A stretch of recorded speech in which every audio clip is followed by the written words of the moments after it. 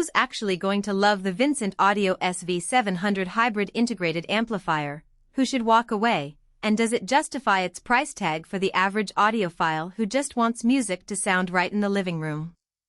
Those are the three questions that keep most buyers up at night, especially when the market is flooded with pure tube rigs that sound amazing but are temperamental, and solid-state units that are rock-solid but can feel a little sterile. If you're on the fence, the answer usually comes down to how you plan to use the amp day-to-day, how much you value that tube warmth vibe, and whether you need a remote that actually feels premium. Link is in the description if you want to check the product details on Amazon. Let's start with the core dilemma. The SV700 promises the best of both worlds by marrying vacuum tube circuitry with solid-state components.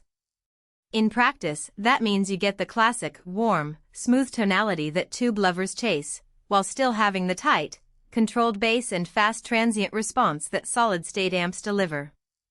For a homeowner who streams high-resolution files from a PC or NAS, that hybrid approach can be a real lifesaver.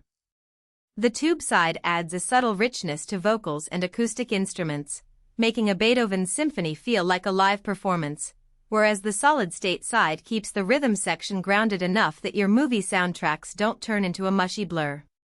If you've ever bought a pure tube amp only to discover you needed to constantly tweak the bias or worry about heat, the SV700's design removes those headaches by handling the high-power demands with solid-state transistors.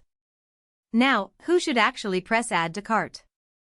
First off, anyone who already has a set of reasonably efficient speakers, think 8-ohm bookshelf or floor-standing models that can handle a few hundred watts, will notice the amp's muscular performance on a hug in the way the bass feels full without overwhelming the mids. The dual mono circuit topology, which separates the left and right channels into their own independent signal paths, reduces crosstalk and preserves stereo imaging. In a real-world scenario, that translates to a cleaner soundstage. When you're watching a sports broadcast, you can hear the crowd on one side and the commentary on the other, rather than everything blending together. If you enjoy vinyl and have a good quality phono stage, the SV700's tube front end will complement the analog source beautifully, adding that sought-after glow without making the low end sloppy. On the flip side, the amp isn't a perfect fit for everyone.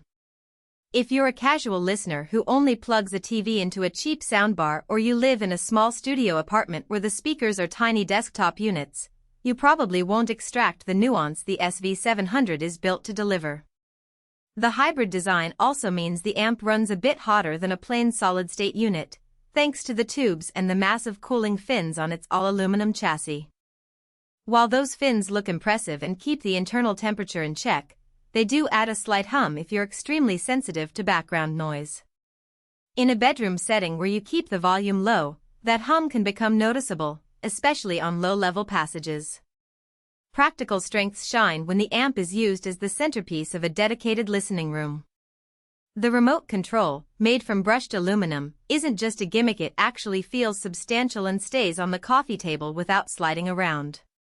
I've seen people set it down while pouring a drink and it doesn't leave any marks, which is a small but appreciated detail for a high-end piece. The remote also lets you toggle between the tube-biased mode and a straight solid-state mode, so you can tailor the sound on the fly without getting up to flip a switch on the back panel. That flexibility is a big win for people who like to switch between a movie night, solid-state for punch, and a relaxed jazz session, tube for warmth, without having to rewire anything. Another everyday usability factor is the amp's connectivity. It accepts a range of inputs: optical, coaxial, HDMI ARC, and traditional RCA, so you can hook up a streaming device, a turntable, a TV, and even a game console simultaneously. The HDMI ARC port simplifies the TV setup because you don't need a separate audio extractor. The TV's audio feeds straight into the SV700 and you get the tube-enhanced sound without extra cables. That can be a game changer for people who dread cable clutter. However, note that there's no built-in Wi-Fi or Bluetooth. If you were hoping to stream directly from your phone without an extra dongle, you'll need a separate Bluetooth receiver or a network streamer.